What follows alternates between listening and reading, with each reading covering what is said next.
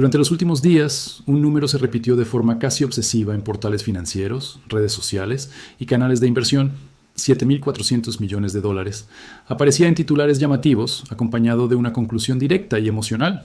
El gobierno de Estados Unidos habría salido al mercado a comprar plata física de forma desesperada.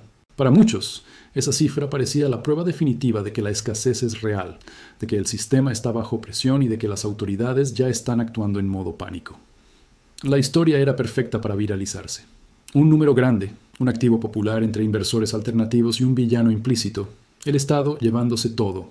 En pocas horas, la narrativa se simplificó hasta convertirse en una consigna fácil de repetir. No hacía falta leer documentos, ni entender presupuestos públicos. Bastaba con aceptar la idea de que alguien con poder sabe algo y está actuando antes que el resto. Pero precisamente por eso, esta historia merece ser analizada con calma. En Financics no partimos de titulares, sino de hechos verificables. Y cuando uno se detiene a observar cómo se construyó este relato, aparece un patrón conocido. Se toma un dato real, se lo separa de su contexto técnico y se lo convierte en una conclusión emocionalmente atractiva. El resultado no es necesariamente una mentira deliberada, pero sí una interpretación incompleta que conduce a diagnósticos erróneos. El problema de estas narrativas no es solo informativo, es estratégico, porque confunden precio con control, demanda con estructura y movimiento puntual con transformación de fondo. Crean la ilusión de que el fenómeno ya ocurrió, cuando en realidad lo que está sucediendo es mucho más profundo y menos visible en una pantalla de cotizaciones. Por eso, antes de sacar conclusiones, conviene retroceder un paso, preguntarse de dónde sale exactamente ese número, en qué documento aparece, a qué se refiere en términos contables y, sobre todo, qué no está diciendo. Solo así es posible separar el ruido del mensaje real. Y como veremos, el mensaje verdadero no habla de una compra apresurada, sino de algo mucho más duradero y decisivo para el futuro del mercado. Cuando un titular se vuelve viral, la reacción habitual es asumir que alguien ya hizo el trabajo de verificación. Sin embargo, en el ámbito financiero, ese es precisamente el error más costoso. En Financics, el primer paso ante cualquier cifra llamativa no es opinar, sino contrastar. Y contrastar significa ir a la fuente primaria. Presupuestos oficiales, comunicados institucionales y registros contractuales, no interpretaciones de terceros. En este caso, el recorrido es claro y accesible. El número aparece en documentos públicos vinculados al gasto en defensa y a reportes de inversión corporativa. Son archivos extensos, técnicos, poco atractivos para el lector promedio, pero extremadamente precisos en su lenguaje. Allí no existen expresiones como compra masiva o acaparamiento. Existen partidas, categorías, plazos y condiciones. Cada dólar tiene una función definida y un marco temporal específico. El problema surge cuando se mezclan documentos distintos como si fueran uno solo. Un presupuesto de asignación estatal no es lo mismo que una orden de compra. Un compromiso de inversión a 10 años no equivale a una adquisición inmediata de inventario. Pero en la narrativa mediática, esas diferencias se diluyen. Se toma una cifra agregada, se le asigna un significado intuitivo y se publica una conclusión que parece lógica, aunque no lo sea. Leer una partida presupuestaria requiere entender cómo funciona la contabilidad pública. Muchas cifras representan techos máximos de gasto, no desembolsos efectivos. Otras incluyen costos futuros estimados, mantenimiento, arrendamientos operativos y desarrollo de capacidades. Nada de eso se traduce automáticamente en metal entrando a un almacén hoy. Los registros contractuales aportan otra capa clave. Allí se detallan relaciones entre partes, porcentajes de participación, derechos y obligaciones. Son documentos diseñados para evitar ambigüedades, no para generar titulares. Y cuando se los analiza con atención, queda claro si el Estado actúa como comprador, como socio, como regulador o como propietario parcial de una estructura. La diferencia entre leer titulares y leer documentos es la diferencia entre reaccionar y comprender. El titular busca impacto inmediato, el documento busca precisión legal. Uno apela a la emoción, el otro a la estructura. En mercados complejos, esa distinción lo es todo, porque solo entendiendo la naturaleza real del gasto, se puede evaluar su impacto verdadero, no solo en precios, sino en acceso, control y poder de decisión a largo plazo. Una vez que se revisan los documentos originales, el número empieza a perder su aura misteriosa y adquiere un significado mucho más concreto. Los 7.400 millones de dólares no describen una operación de compra de metal físico en el mercado abierto. Describen un paquete de inversión de capital. Y esa diferencia es fundamental. En términos contables, estamos hablando de CAPEX, gasto de capital destinado a crear o ampliar capacidad productiva. Este tipo de inversión incluye construcción de instalaciones, adquisición de maquinaria especializada, desarrollo tecnológico, adecuación logística y costos operativos proyectados a varios años. No es dinero que se gasta de una vez, ni mucho menos dinero que se intercambia por toneladas de plata entregadas de inmediato. Una parte significativa de esa cifra corresponde a infraestructura pesada, plantas de procesamiento, sistemas de refinado, seguridad industrial y adaptación a estándares estratégicos.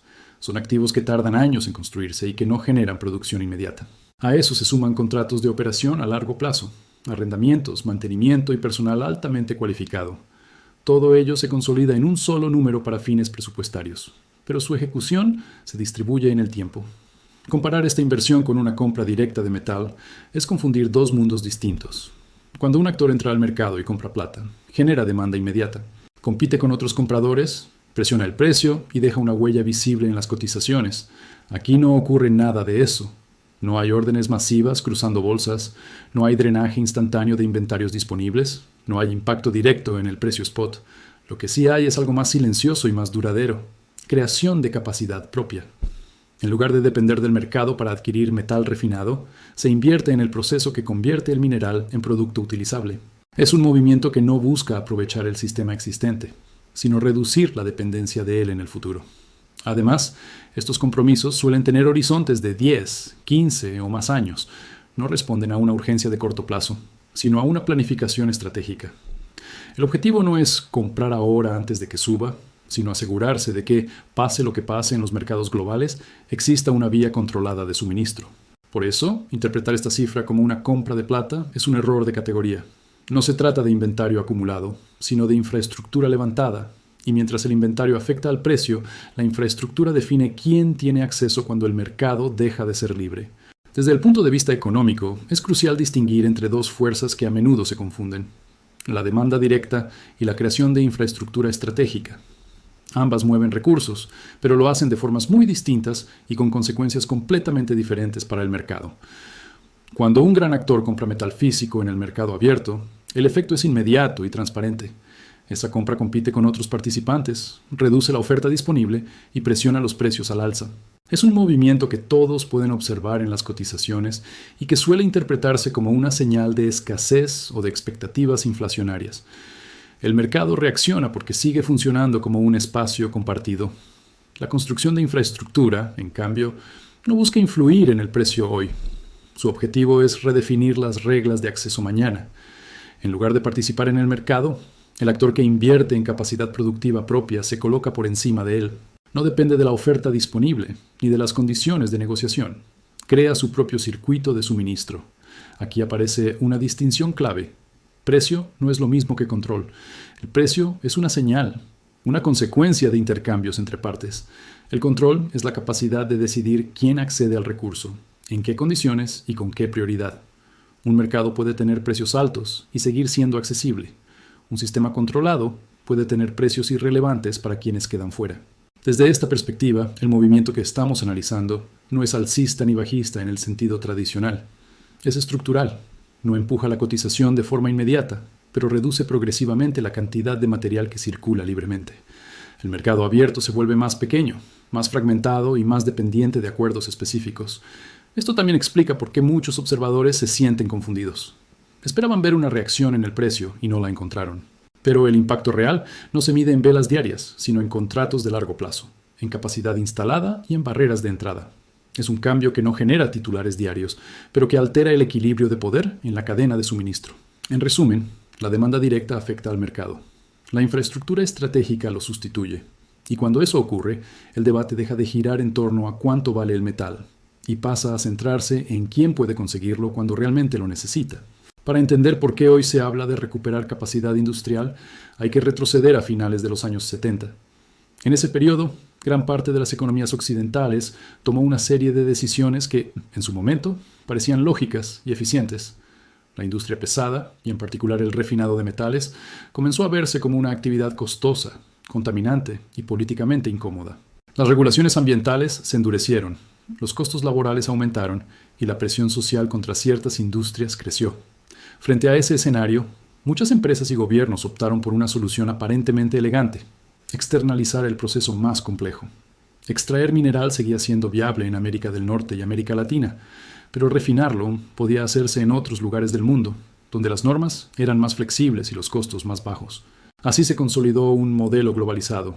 El mineral se extraía en un país, se transportaba miles de kilómetros y se transformaba en metal refinado en otro. El producto final regresaba luego a los mercados occidentales listo para su uso industrial.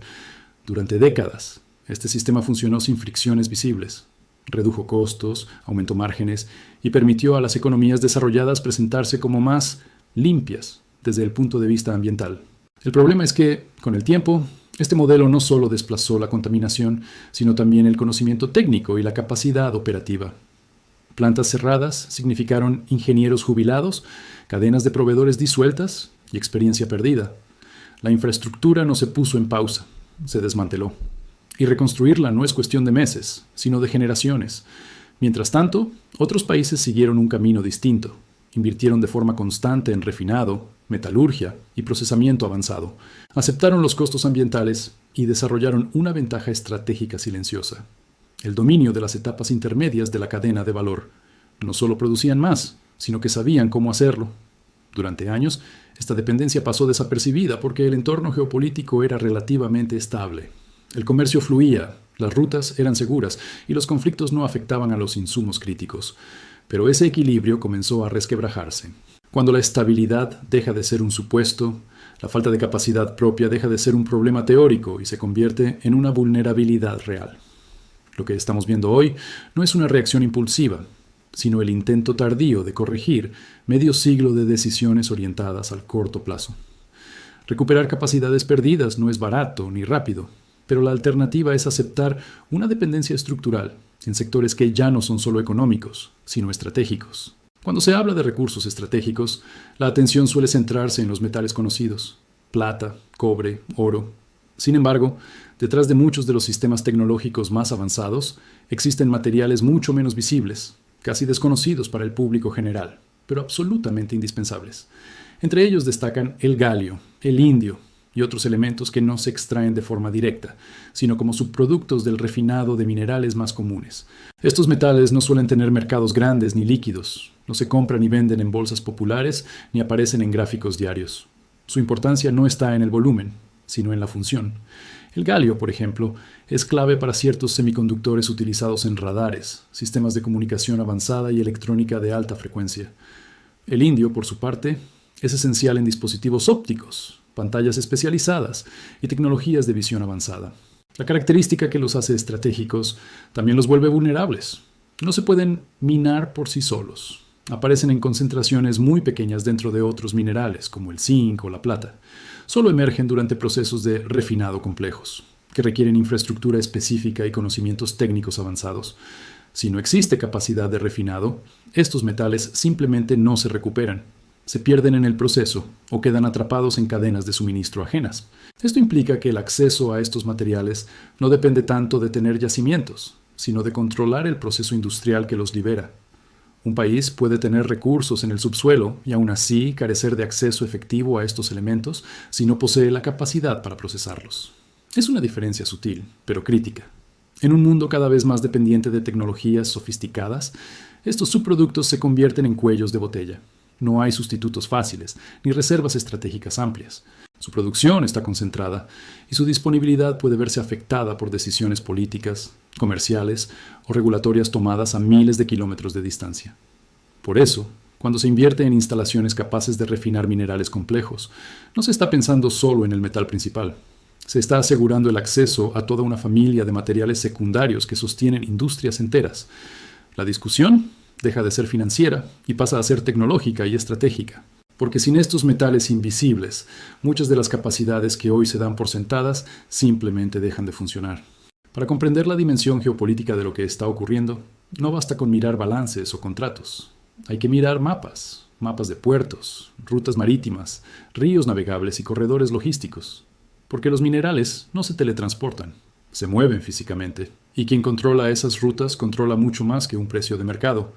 América Latina ocupa un lugar central en este esquema. Países como México, Perú, Bolivia y Chile concentran una parte significativa de la producción de minerales polimetálicos. Durante décadas, gran parte de ese material siguió un recorrido casi automático, salida por puertos del Pacífico y destino final en centros de procesamiento asiáticos. Era el trayecto más eficiente dentro del modelo globalizado. Ese patrón, sin embargo, está siendo cuestionado. La creación de nueva capacidad de procesamiento en América del Norte introduce una alternativa estratégica: redirigir esos flujos hacia el Atlántico y el Golfo de México. No se trata solo de cambiar de puerto, sino de reconfigurar toda la cadena logística. Barcos que antes cruzaban el Pacífico pueden encontrar incentivos para tomar rutas distintas, conectando con sistemas fluviales interiores que permiten transportar grandes volúmenes a bajo costo. Este tipo de diseño responde a una lógica de circuito cerrado. El objetivo no es dominar el mercado global, sino asegurar un suministro estable dentro de un espacio geográfico controlado. En lugar de depender de múltiples eslabones internacionales, se busca concentrar extracción, transporte, procesamiento y consumo final dentro de un mismo bloque. Desde el punto de vista geopolítico, esto reduce riesgos. Menos cruces por zonas de tensión, menos exposición a sanciones, menos dependencia de decisiones externas. Pero también tiene un efecto colateral importante. Reduce la oferta disponible para el mercado abierto. El material que entra en un circuito cerrado deja de estar disponible para compradores sin acceso a esos acuerdos. Para América Latina, esto plantea un escenario nuevo. Por un lado, puede significar oportunidades de inversión y contratos a largo plazo. Por otro, implica que una parte creciente de su producción podría quedar vinculada a destinos específicos, con menor flexibilidad comercial. Este movimiento no ocurre de la noche a la mañana, ni se anuncia con grandes titulares. Se construye a través de infraestructuras, acuerdos logísticos y decisiones aparentemente técnicas. Pero su impacto es profundo. Cuando las rutas cambian, cambian también los equilibrios de poder. Y en el mercado de los recursos estratégicos, el control del flujo suele ser más decisivo que la posesión del recurso en sí.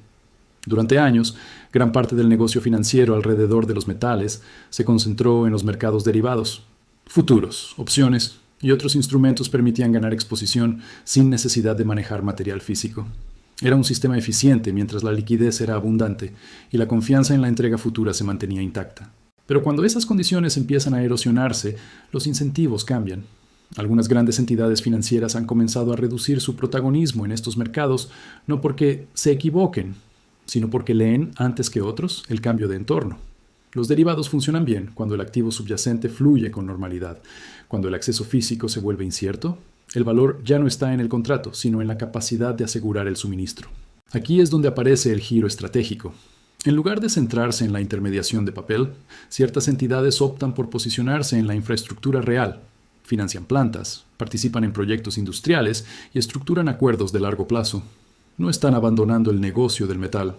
Están moviéndose hacia una parte más sólida de la cadena.